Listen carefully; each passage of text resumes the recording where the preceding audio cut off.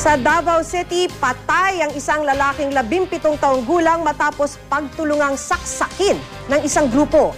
Hinala ng mga pulis may kinalaman sa iligal na droga ang pagpatay sa biktima.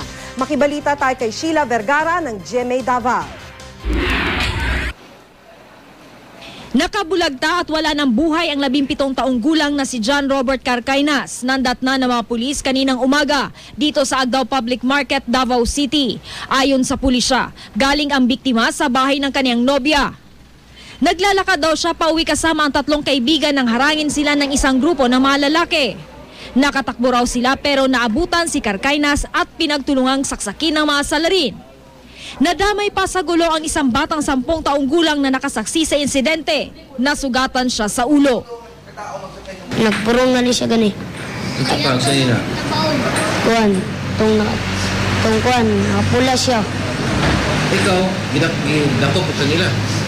Kuwan, dakop ko nila, tapos di tuko ko nila. Nagtataka naman ang isa sa mga kasama ng biktima dahil wala naman daw kaalitan si Carcainas. Wala na ko ila sa pangalan na wala ko nakitaan. Gukod mo ito direct? Oh, dagan kasi sila ni Gukod, sir.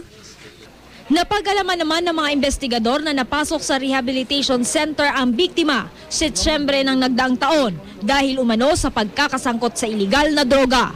Isa ito sa matiniting ng anggulo sa pagpatay. Patuloy namang tinutugis ang mga di pa pinapangalanang sospek.